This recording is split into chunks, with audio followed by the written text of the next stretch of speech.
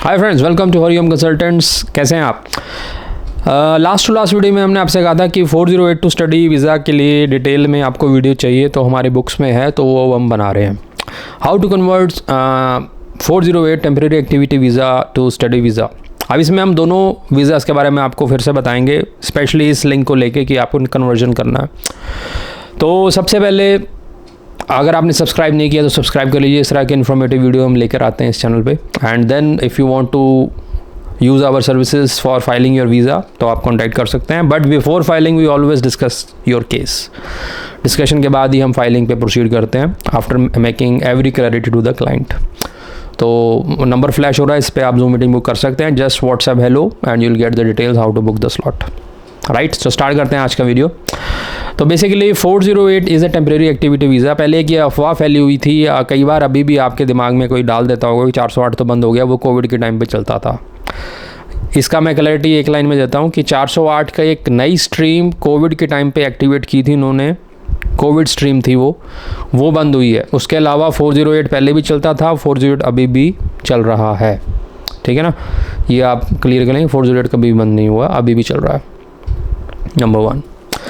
Second thing, अब 408 पे study visa मिल सकता है कि नहीं मिल सकता? यस, मिल सकता है, क्योंकि जितने भी वीज़ा उन्होंने बंद करे हैं जिस पे स्टडी नहीं मिल सकता, सब्सटेंशियल वीज़ा जो कहते हैं ना कि ये वीज़ा आपके पास होगा तो आप इसमें फ़ाइल नहीं कर सकते, तो उस वीज़ा लिस्ट में 408 का नाम नहीं है। ये हमने पहले भी क्लियर किया था।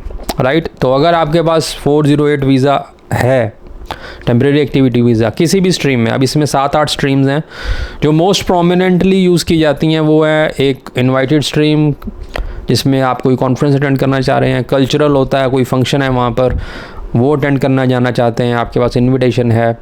और अगर स्पोर्ट्स में हैं, आप स्पोर्ट्स कुछ फ्रेंडली मैच खेलना जा रहे हैं या कुछ इस तरह का एक्टिविटी करना जा रहे हैं, टेम्परेरी एक्टिविटी, तो किसी भी स्ट्रीम में अगर आपके पास, और अगर रिलीजियस आपका बैकग्राउंड है, कोई रिलीजियस एक्टिविटी करने जा रहे हैं, तो किसी भी स्ट्रीम में आपके पास अगर 408 वीज़ा है देन, और वो उसमें वो कंडीशन 8503 नहीं है, वो भी मैं आपको डाटा के बेसिस बता रहा हूँ कि अभी भी जब जिनको भी ये ग्रांट होता है उसमें 8503 99% नहीं होती। तो that means it is convertible to study visa. ये एक according to the facts and the figures के बेसिस पे आपको बता रहे हैं कि कहीं भी ये नहीं लिखा हुआ कि 408 is not allowed for filing study. Right, अब आना है नहीं आना है वो मैं आपको इसमें लेटर ऑन बताऊँगा, क्योंकि स्टडी का क्राइटेरिया भी थोड़ा उन्होंने जैसे आपको पता है करा हुआ मॉडिफाई, रेलेवेंट प्रोफाइल्स पे ही स्टडी वीज़ा कन्वर्ट होके मिल रहा है, अदरवाइज़ वो भी रिफ्यूज़ हो सकता है। राइट, तो सबसे पहले 408 के आने का एक दो इसमें जो कन्फ्यूजन्स हैं लोगों को कि वहाँ से अगर इनविटेशन आ जाए तो पक्का आ जाता है जी, ऐसा नहीं होता। वहाँ से इनविटेशन या स्पॉन्सरशिप आना ज़रूरी है, वो एक इसकी कंडीशन है कि आपके पास है या नहीं। राइट, बट ये नहीं है कि आपकी प्रोफाइल कुछ भी ना हो, मतलब आपकी इनकम कुछ है ही नहीं या है भी तो बहुत कम है और आप कहो जी मुझे वहाँ से इनविटेशन आया तो 408 लग जाएगा, नहीं। तो उसके लिए भी आप डिस्कस कर सकते हैं केस, हम आपको पूरा बताएंगे कि कैसी प्रोफाइल्स पे 408 ग्रांट होता है। और अगर आप स्टूडेंट हो तो आपके पेरेंट्स की प्रोफाइल के बेसिस पे ग्रांट होगा। आप पेरेंट्स की प्रोफाइल भी अच्छी होनी चाहिए, और आपका जो रीज़न है जाने का, अगर आप कल्चरल एक्टिविटी के लिए जा रहे हो तो आपके पास कल्चरल बैकग्राउंड के डॉक्यूमेंट्स होने चाहिए। अगर आप स्पोर्ट्स एक्टिविटी के लिए जा रहे हो तो आपके पास स्पोर्ट्स रिलेटेड डॉक्यूमेंटेशन होनी चाहिए। और अगर आप कोई कॉन्फ्रेंस या वर्कशॉप अटेंड करने जा रहे हो तो उससे रिलेटेड डॉक्यूमेंटेशन आपके पास होनी चाहिए।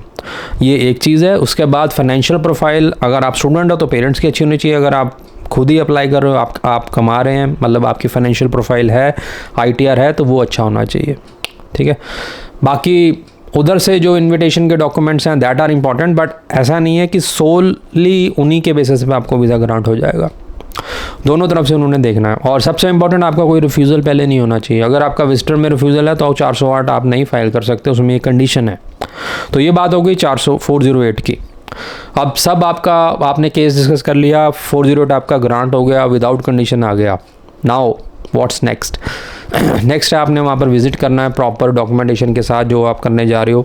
राइट, इमिग्रेशन चेक होगा, आपने बताना है कि ये इवेंट में करने आया हूँ, वट एवर जिस लिए भी आपको मिला आपने वो बता के लीगल एंट्री करनी है।